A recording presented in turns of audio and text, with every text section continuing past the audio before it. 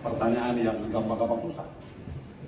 Tapi kita lihat ke indeks persepsi korupsi saja deh.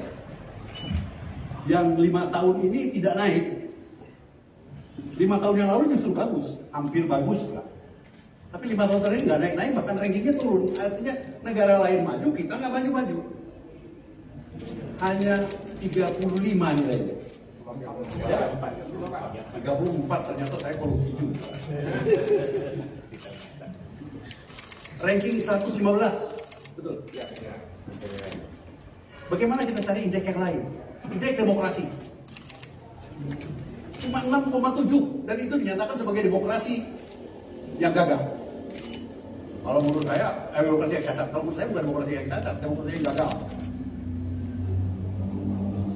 Ada 3 faktor yang mengakibatkan indeks persepsi korupsi tidak bisa naik.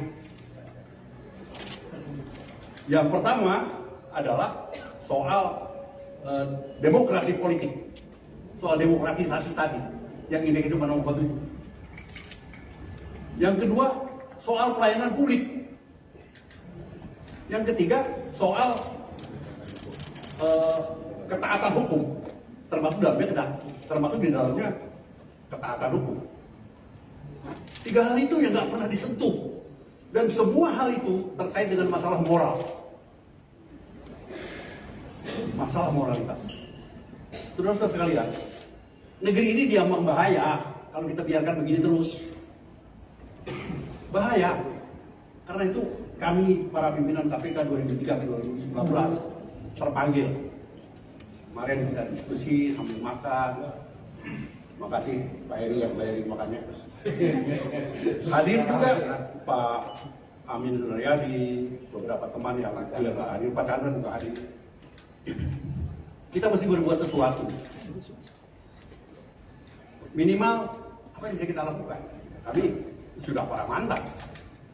Yang bisa kita lakukan adalah menghimbau dengan pancalaku ini. Ayolah.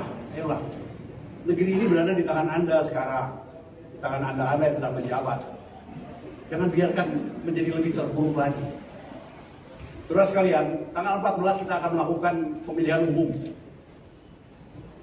Saya akan menyoroti khusus mengenai masalah pemilihan presiden. Presiden ini adalah panglima tertinggi dalam pemberantasan korupsi.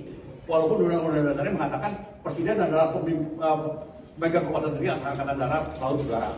Tapi presiden ini pada dasarnya adalah pemegang kekuasaan tertinggi dalam rangka pemberantasan korupsi. Kalau nanti terpilih presiden yang tidak punya komitmen, yang tidak punya strong komitmen, yang cuma mengatakan kami akan memimpin sendiri pemberantasan korupsi, cuma pencitraan doang, bullshit, nggak akan bisa bergerak kita. Negeri ini akan semakin lemah, semakin terpuruk. Kewajiban kita luar biasa besarnya. Utang yang begitu besar itu tidak bisa tidak kecuali dilakukan dengan yang pertama bersihkan korupsi. Baru nanti pendapatan kita akan naik, kepercayaan publik akan naik. Jadi mari kita berhati-hati memilih presiden kali ini, karena presiden itu harus memiliki strong and sustainable commitment dalam rangka pemberantasan korupsi. Tanpa orang yang seperti itu, berapa triliun habis untuk dilakukan pemilu? 0. Karena persoalannya adalah persoalan moral. Saya kira itu spesifiknya pertanyaan. Terima kasih.